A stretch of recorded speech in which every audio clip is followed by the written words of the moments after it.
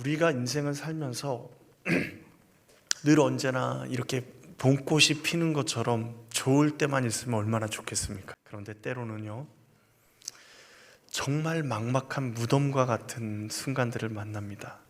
아무리 해도 희망이 보이지 않고, 내가 노력을 엄청나게 해도 끝없이 몰려오는 절망감에 좌절하기도 하고 쓰러지기도 합니다.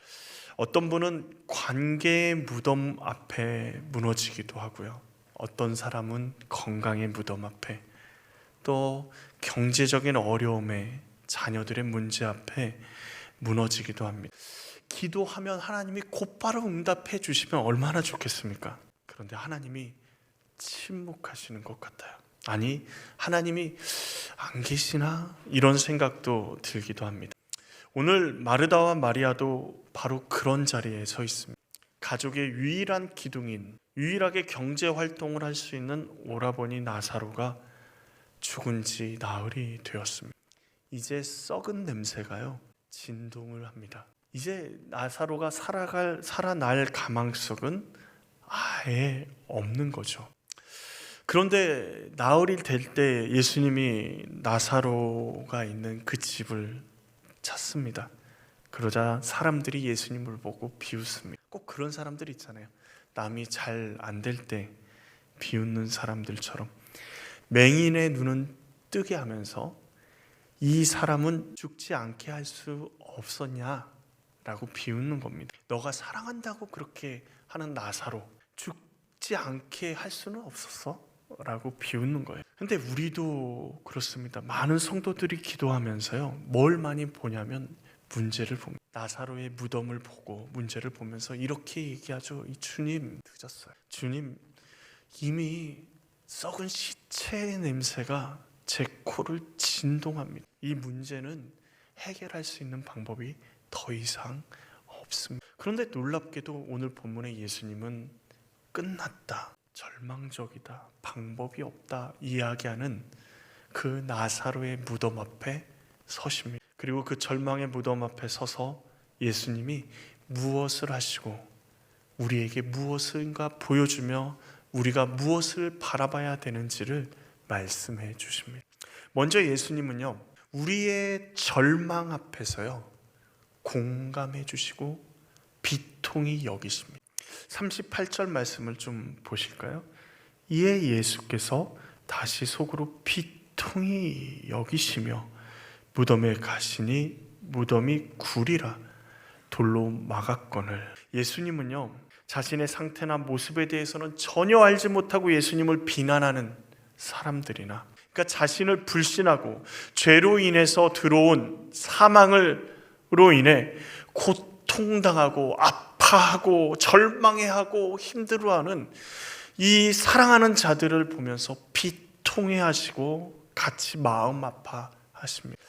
나사로의 무덤이 굴이라고 이야기합니다. 왜 굴이라고 이야기하냐면 그 당시에는 시신을 땅에 묻는 게 아니고요, 먼저 굴 속에 집어넣습니다. 사람이 죽자마자 우리 3일 동안 기다리지 않고 곧바로 굴에 집어넣고 굴을 큰 돌로 이렇게 닫습니다. 그러면 어떻게 되죠? 굴 안에서 공기도 통하고 하니까 굴 안에서 시체가 활발하게 썩습니다. 그냥 엄청나게 빠른 속도로 썩기 시작합니다. 그러다 한 1년쯤 지나면 시체가 거의 이제 유골만 남게 될 쯤 돼서 다시 한번 굴을 열어서 그 유골을 수습해서 땅에 평장을 하게 됩니다. 그리고 이제 무덤을 쓰게 되죠.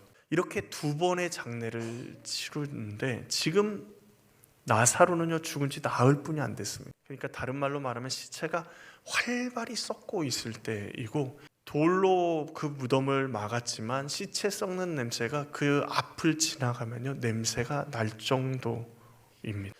나사로의 죽음으로 인해 아무 희망이 없는 상태, 그 희망이 없는 상태를 오늘 본문에서는 큰 돌이 그 무덤을 막고 있는 것으로 표현하고 있습니다. 그 돌은요, 죽음의 돌이고, 그리고 다시 살아날 수 없는 절망을 상징합니다.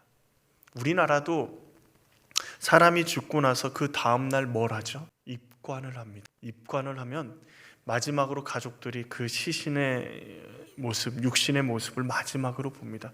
입관을 하고 나서는요, 다시 볼 수는 없습니다. 이제 묻든지 화장을 하든지, 이제 더 이상 사랑하는 오라버니를 만날 수 없는 겁니다. 사랑하는 나사로를 만날 수 없는, 이런 상황 가운데 사람들은요, 누군가 자신을 위로해 주기를 원하고 자신의 마음을 알아주기를 원합니다. 이런 상황 가운데 처하면 누가 자신의 마음을 만져주는 마음, 말 한마디가 얼마나 큰 위로가 되는지. 어떤 사람이 말기암 환자가 죽는 그 순간에 담당 의사가 가족과 함께 울고 그 환자를 떠나 보냈습니다. 그리고 장례를 다 치르고 가족이 와서 의사 선생님의 손을 잡고 감사 인사를 하는데, 선생님이 치료는 하지 못하셨어도 우리와 함께 울어주셔서 큰 위로가 됐습니다. 감사합니다 라고 이야기하는 겁니다.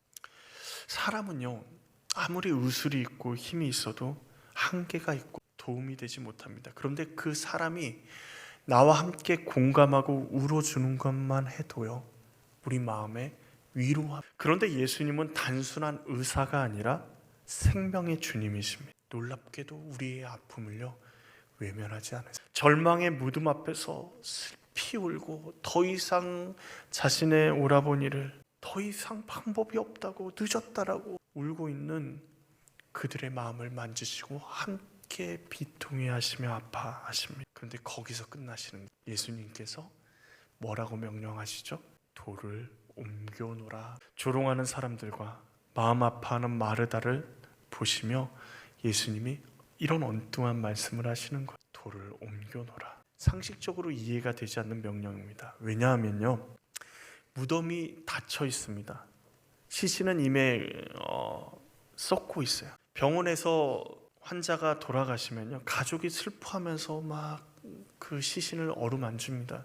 그런데 아는 장로님이 그렇게 어루만지는 가족에게 시체를 만지지 못하도록 이렇게 하시더라고요. 왜냐하면 사람은 죽자마자 미생물이 나와서 어떤 바이러스가 사람에게 악영향을 미칠지 모르니까 만지지 못하도록 이렇게 하더라고요. 그러니까 시신은 생명이 떠나가는 순간 썩기 시작합니다. 근데 이 썩는 그 무덤은요, 1년이 지나고 나서 열려야 되는 거예요. 다 썩고 나서 열려야 되는데 예수님이 뭐라 그러세요? 돌을 옮겨놓으라고 하십니다. 마르다가 당연히 예수님한테 이야기하죠. 주여, 죽은 지가 나흘이 되었음에 벌써 냄새가 나나이다. 썩은 냄새가 나지 않는 게 아니에요. 냄새가 나는 거예요. 이미 죽어서 썩어가고 있습니다. 이미 끝났습니다. 아무 소용이 없습니다. 주님이라도 되돌릴 수 없는 상태입니다. 예수님이 아무리 사랑하시지만, 그리고 예수님의 마음을 알겠지만 예수님의 능력으로는 이제는 불가능합니다. 마르다는요, 예수님을 사랑하고 예수님을 믿었습니다. 믿지 않은 게 아니에요. 믿었습니다. 그런데 그 능력을요, 자신의 생각으로 제한합니다.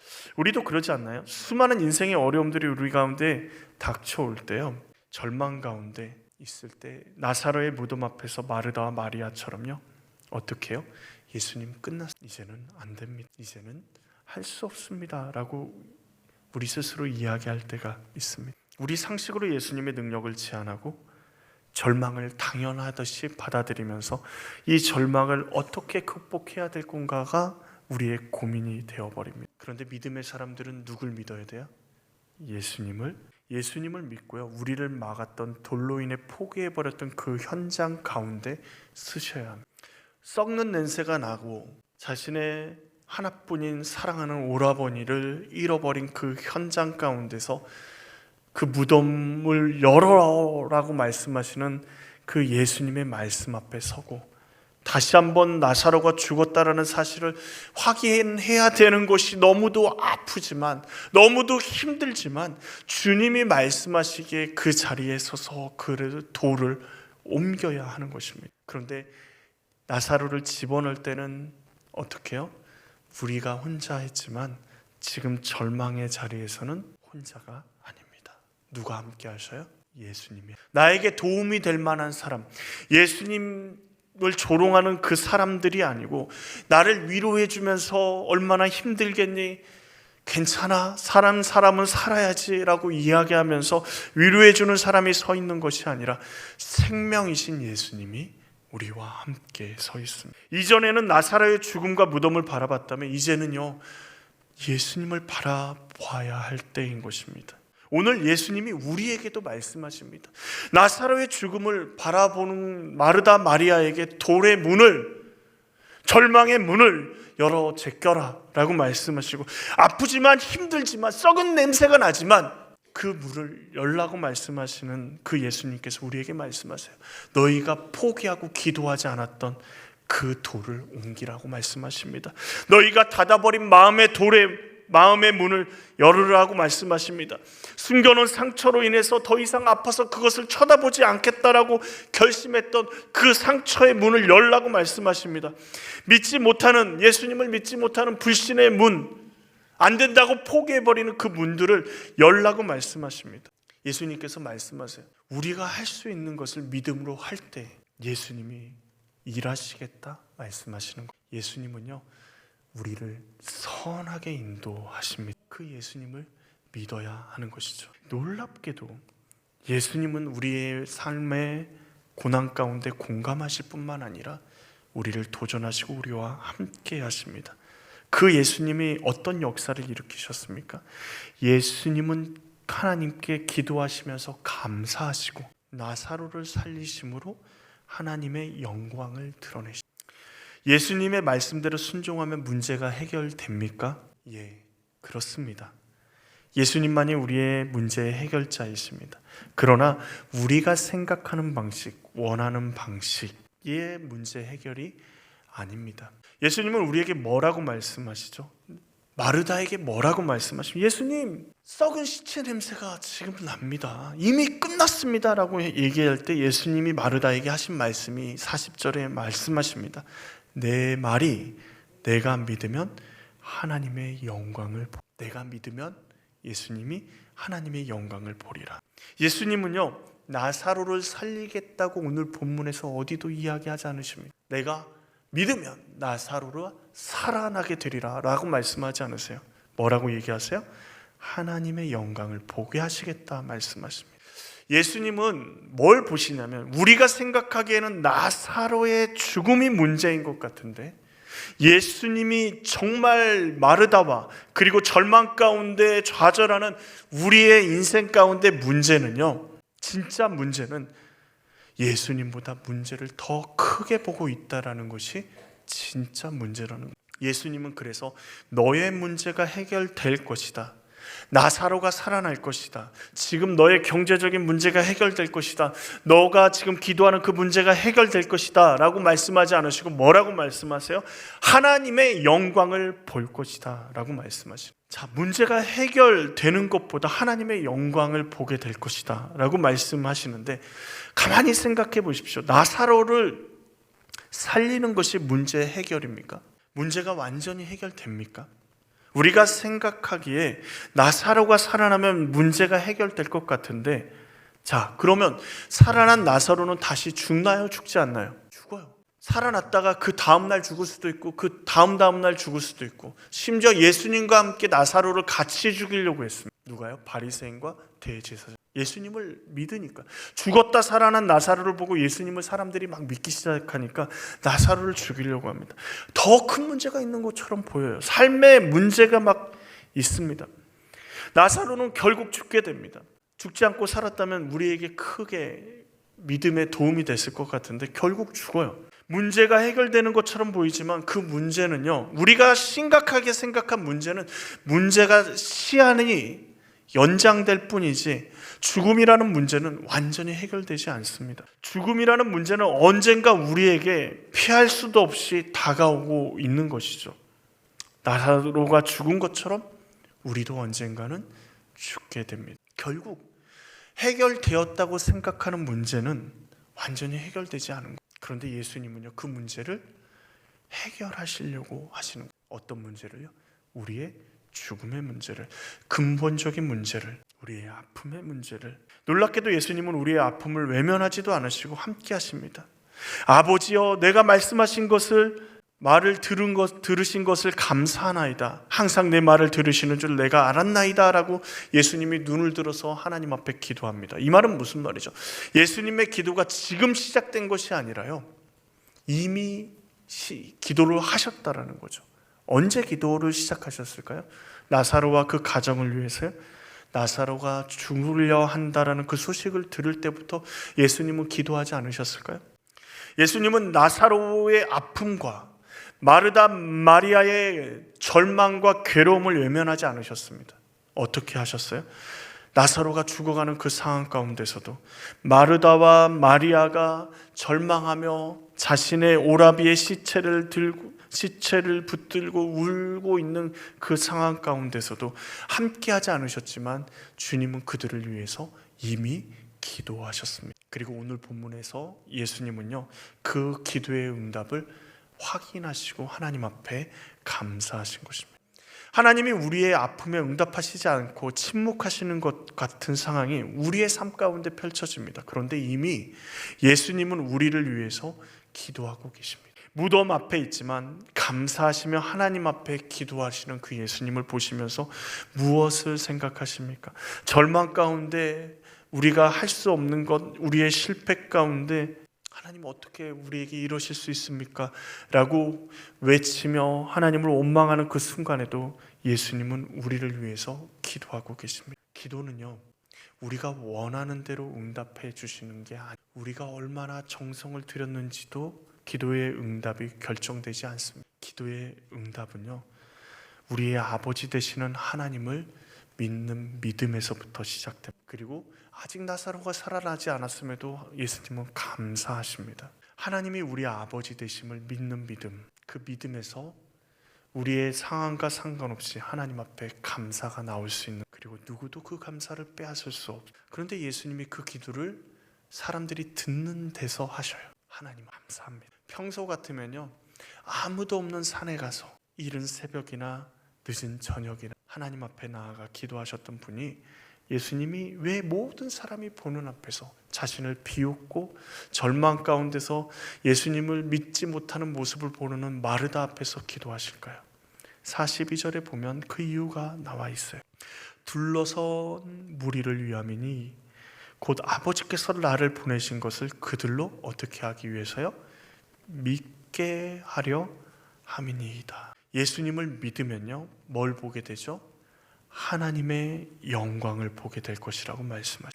예수님께서 하나님께 기도하시면서 나사로를 살리신 이유가 주변의 많은 사람들이 예수를 믿게 하기 위해서라고 말씀하세요. 그 말은 하나님의 영광을 보는 것은 예수님이 하나님께서 보내신 자인 것을 믿을 때 가능하다. 그리고 하나님의 영광은요, 곧 예수를 믿는 것이 하나님의 영광.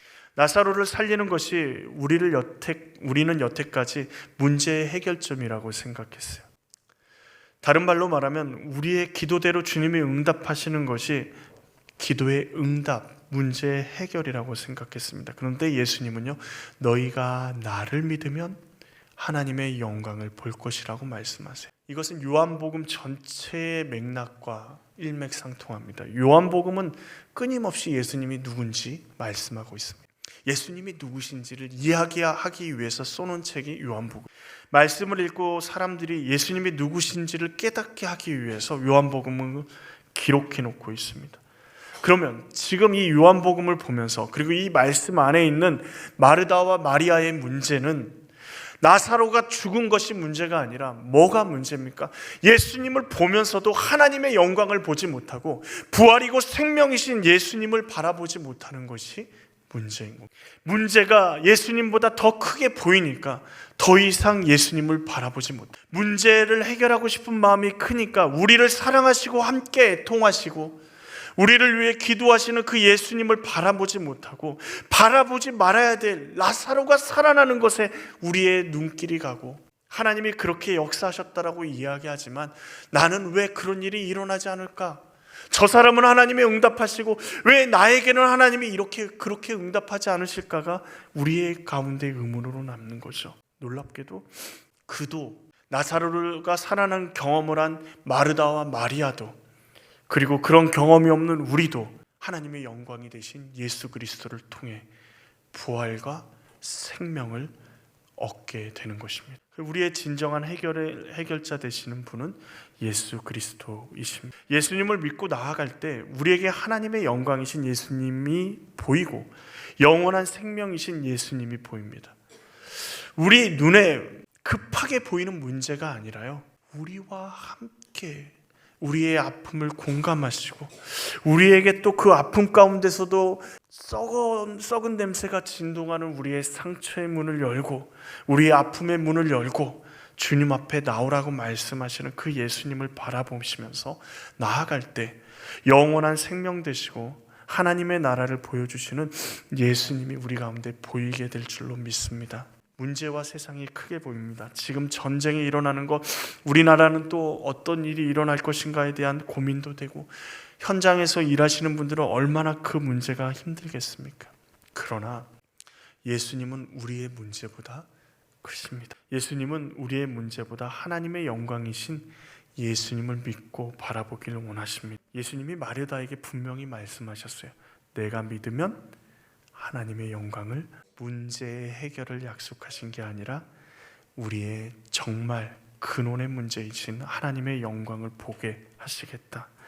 나사로가 살아나는 것은 믿음의 눈으로 바라보면, 하나님의 영광으로 바라보면 생명이신, 영원한 생명을 주시는 예수님을 보게 하는 표적이 된 것입니다. 세상 사람들은 죽은 사람이 살아났다라는 기적으로 보겠지만 우리는 영원한 생명이신 예수님을 바라볼 수 있는, 참된 소망 되시는 예수님을 바라볼 수 있는 표적이 되는 것입니다. 지금도 살아서 하나님 보좌 우편에서 우리를 위해서 예수님은 기도하십니다. 예수님은 문제보다 크십니다. 그리고 그 예수님께서 우리에게 오늘 말씀하십니다. 돌을 옮겨놓으라. 너의 문제보다 나를 보라. 내가 믿으면 하나님의 영광을 보리라. 절망의 무덤 앞에서 문제가 아니라 주님을 바라보십시오. 죽음이 아니라 부활이요 생명 되시는 예수님을 바라보십시오. 그때 우리의 문제의 해결을 넘어서 하나님의 영광을 보게 될 줄로 믿습니다. 예수님은 우리와 늘 함께 계십니다. 세상 끝날까지 우리의 아픔도 주님은 공감하십니다. 그리고 때로는요, 우리가 상처 입은 것도 알고 우리가 절망 가운데 있는 것도 아시지만 주님은 우리에게 믿음의 눈을 열어 나를 보라고 말씀하십니다. 우리의 삶 가운데서 하나님의 영광을 보여주고 말씀하십니다. 그 말씀 가운데 우리가 겸손히 우리를 내어놓고 주님의 영광을 보기를 원합니다. 살아난 나사로가 부활이요 생명이신 예수 그리스도가 우리 눈에 보이고 그분이 우리와 함께 하심을 믿고 우리의 삶을 살아내기를 간절히 원합니다. 절망의 무덤 앞에서 우리 믿음으로 서는 우리 모두가 되기를 원합니다. 우리의 가장 아픈 부분, 우리의 연약한 부분, 우리의 부족한 부분을 주님 앞에 그 무덤의 문을 열어라. 내가 생명을 너희에게 주기를 원한다 말씀하시는 그 주님 앞에 우리가 나아가기를 원합니다.